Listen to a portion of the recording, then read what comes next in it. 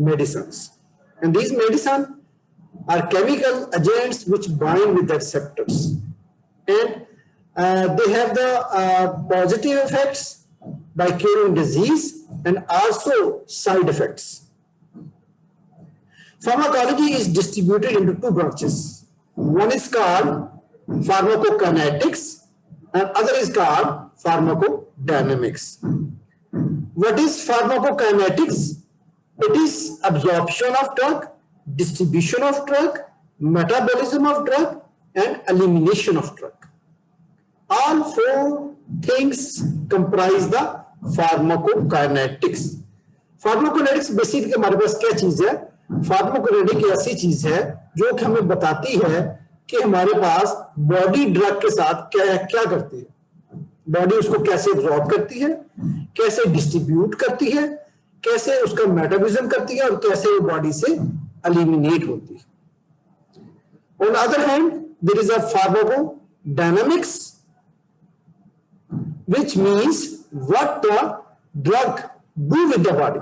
जो हमारी ड्रग है वो बॉडी के साथ क्या करती है, क्या सलूक करती है, वो किस रिसेप्टर साथ जाके बाइंड करती है, किस रिसेप्टर साथ उसकी बाइंडिंग होती है और किसके साथ उसकी बाइंडिंग नहीं होती, और आफ्टर बाइंडिंग उसके इफेक्ट्स क्या प्रोड्यूस होते हैं।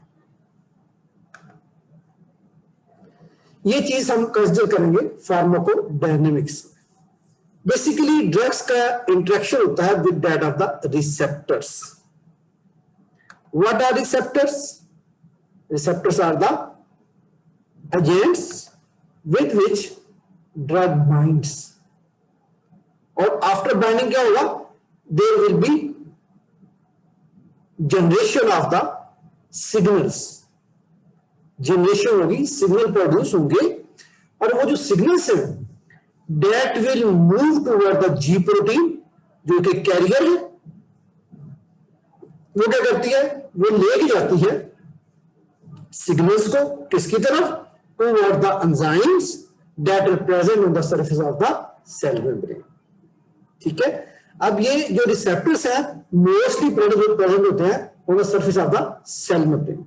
सेल मेम्ब्रेन की सरफेस के ऊपर हमारे पास ये रिसेप्टर्स जो हैं वो प्रेजेंट होते हैं,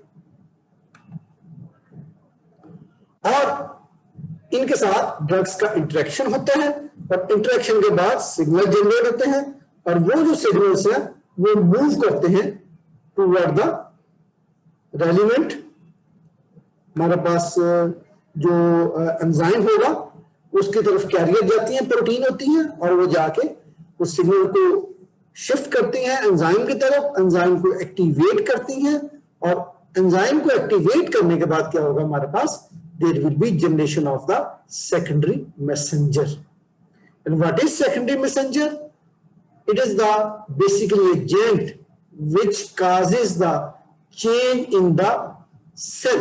जो सेल के अंदर चेंज प्रोड्यूस करती है। ठीक है, वो सिग्नल्स हैं वो क्या करते हैं? वो प्रोड्यूस करते हैं किसको? सेकेंडरी मैसेंजर को। और ये जो सेकेंडरी मैसेंजर है ये क्या करता है? बॉडी के अंदर या सेल के अंदर चेंज प्रोड्यूस करता है, that is required by the action of the drug. जी बच्चों, जहां तक क्लियर है, कोई बात कंफ्यूजिंग हो? सर सेकेंडरी मैसेंजर क्या काम करता है? सेकेंडरी मैसेंजर बॉडी के अंदर फार्माकोलॉजिकल या फिजियोलॉजिकल चेंज प्रोड्यूस करते हैं।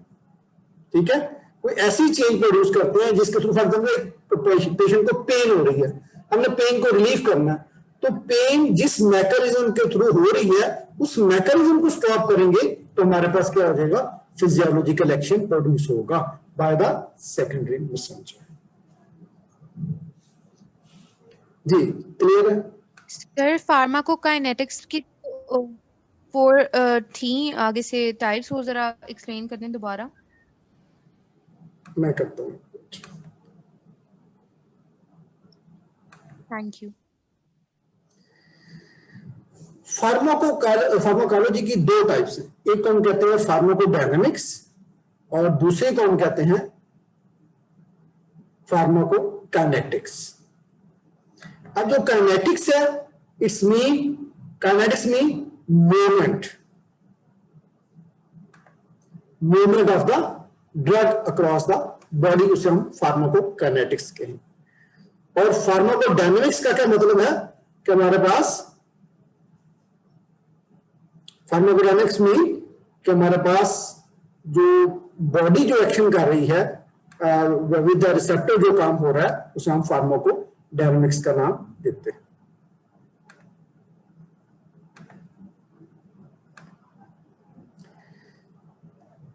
जी, कोई क्लैरिटी हुई है?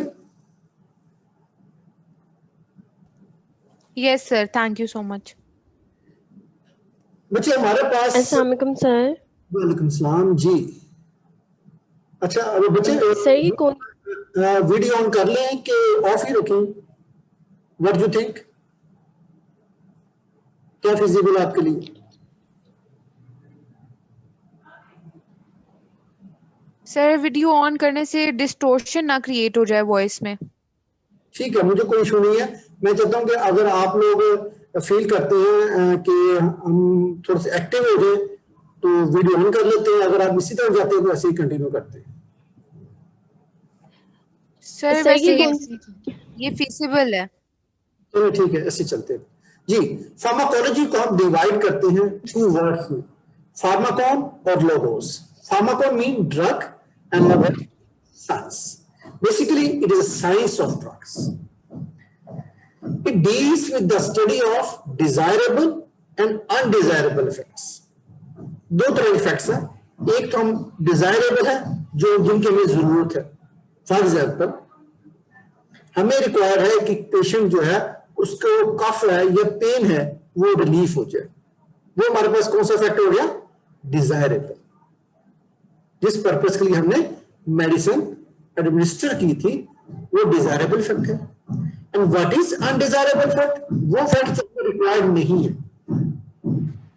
ठीक है, जैसे कि साइड इफेक्ट्स, जो ड्रग दी है उसके अगर साइड इफेक्ट प्रोड्यूस होते हैं जो हमें रिक्वायर्ड नहीं है तो हमारे पास वो क्या हो जाएंगे? अनडिजायरेबल इफेक्ट्स हो जाएंगे। जी, you are getting point? Sir दोबारा रिपीट कर बता दें, आपकी आवाज क्लियर नहीं आ रही है। Yes sir.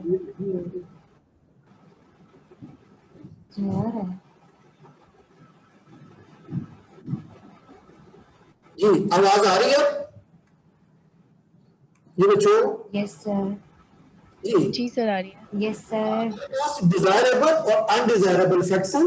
Desirable effects mean जो इफेक्ट्स हमें रिक्वायर्ड है। फॉर एग्जांपल, एक पेशेंट को पेन हो रही है तो हमने क्या करना है? वो ड्रग देनी है जो पेन को रिलीव कर दे। ठीक है, वो हमारा इफेक्ट क्या हो गया? डिजायरेबल, जो हम चाहते थे कि पेशेंट मेडिसिन ले और वो ठीक हो जाए। और अनडिजायरेबल इफेक्ट क्या है? हमने ड्रग दी लेकिन हमने, हमारा पर्पस ये नहीं था कि वो साइड इफेक्ट प्रोड्यूस करे। फॉर एग्जांपल, एक पेशेंट को जीआईटी प्रॉब्लम हो जाती है मेडिसिन लेने के बाद, हेडेक हो जाता है, तो हमारे पास वो चीज रिक्वायर्ड नहीं। वो हमारे पास क्या है? अनडिजायरेबल इफेक्ट, जो हमारी डिजायर नहीं थी, उसको हम नाम दे रहे हैं side effects. Clear? Yes sir. Yes sir. Yes sir. ये बच्चे, आगे हम फार्माकोलॉजी को एक दूसरे वे से भी स्टडी कर सकते हैं। It is a scientific study of origin, nature, chemistry, effects and uses of drugs. Origin क्या हुआ?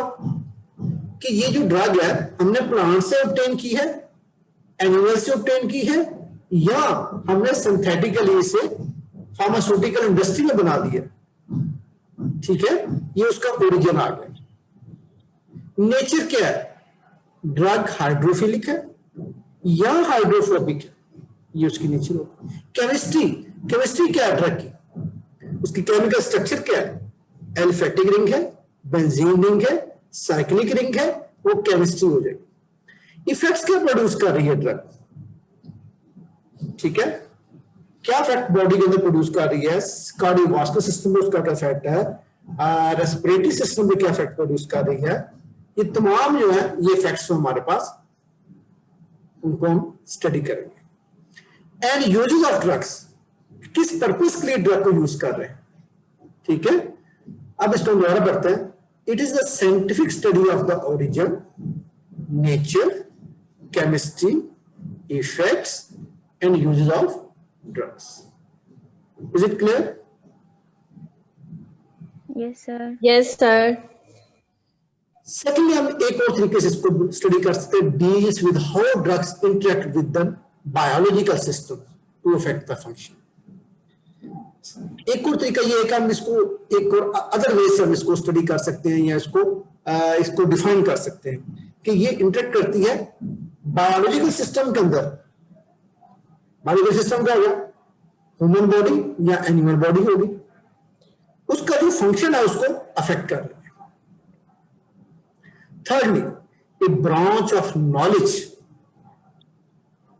that has to do with the chemicals that have biological effects. एक ऐसी ब्रांच है नॉलेज की जो कि केमिकल्स क्या बताती है। ड्रग्स हमारे पास क्या है? केमिकल्स, कि वो बायोलॉजिकल इफेक्ट क्या शो करेंगे, बॉडी पे क्या इफेक्ट शो करेंगे। क्लियर है? Yes, sir. Yes, sir. Next बच्चे हमारे पास आगे एक अदर वे से हम फार्माकोलॉजी को डिफाइन कर सकते हैं। It can be defined as the study of substances that interact with living systems through chemical processes, especially by binding to regulatory molecules and activating or inhibiting normal body process. Pharmacology क्या है? Study है substances की जो कि interact करते हैं किसके साथ? लिविंग सिस्टम के साथ, बॉडी के साथ। कैसे? By chemical process. कोई केमिकल प्रोसेस होता है जिसके थ्रू वो इंटरैक्ट करते हैं। डिफरेंट बॉन्डिंग होती है, कोवलेंट बॉन्डिंग होगी, आयनिक बॉन्डिंग होगी, हाइड्रोजन बॉन्डिंग होगी, वाटर वाल फोर्सेस होगी। इनके थ्रू क्या होती है? ड्रग जाके बाइंड करती है with that of the receptors, specially by binding to regulatory molecules. अब ये रेगुलेटरी मॉलिक्यूल्स क्या बोला? Basically these are the receptors जिनके साथ केमिकली ड्रग बाइंड करती है। ठीक है? जब वो बाइंड करती है इन बाइंडिंग फोर्सेस के साथ तो क्या होगा?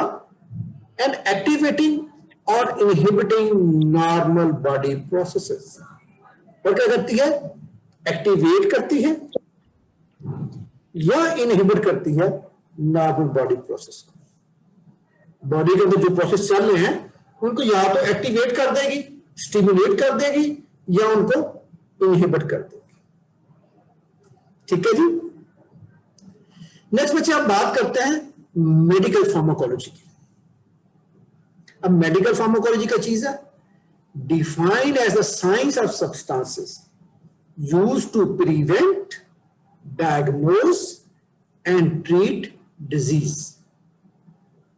साइंस ऑफ सब्सटेंसेस की जो कि यूज होते हैं किसके लिए?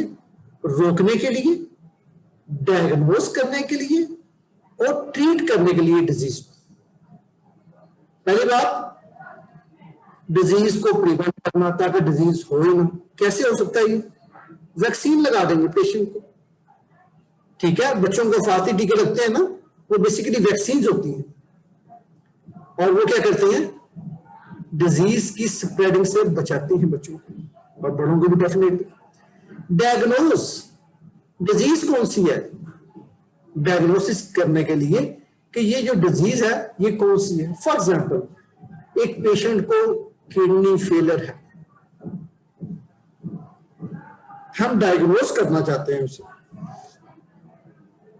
ठीक है? उस डायग्नोसिस के लिए हम क्या करेंगे? हम ऐसी ड्रग देंगे जो कि उसका जीएफआर रेट में बता दें, ग्लोमेरुलर फिल्ट्रेशन रेट के बारे में बता दें। फॉर एग्जाम्पल, हमारे पास एक ड्रग है that is named as the inulin, INULUN। Inulin जो है, इनोलिन एक ऐसी ड्रग है जो कि हम यूज करते हैं for the diagnosis of kidney failure. अगर हम पेशेंट को इनोलिन एडमिनिस्टर करते हैं तो वो उसकी यूरिन में जो एक्सक्रीशन होगी उससे हम अंदाजा लगा लेते हैं कि जो पेशेंट है वो किडनी फेलियर का है या नहीं। ये डायग्नोसिस हो गया। उसके बाद लास्ट पॉइंट क्या, ट्रीट द डिजीज, कि डिजीज को ट्रीट कैसे करना। ये तीनों पॉइंट हम स्टडी करते हैं under the heading of medical pharmacology. जी बच्चे यहां तक क्लियर है? कोई क्वेश्चन, कोई बात समझ में ना आई हो, you are most welcome to ask.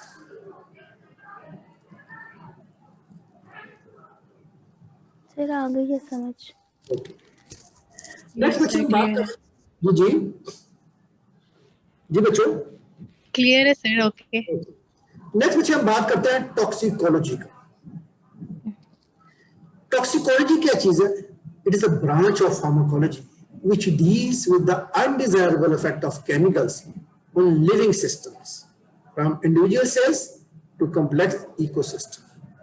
Toxicology basically study है dangerous chemicals, harmful chemicals, ठीक है, या वो स्टडी है केमिकल के अनडिजायरेबल इफेक्ट्स की। डिजायरेबल इफेक्ट की स्टडी नहीं है, अनडिजायरेबल इफेक्ट स्टडी है, जो में रिक्वायर नहीं होते, सिर्फ उनकी स्टडी है टॉक्सिकोलॉजी, ठीक है। और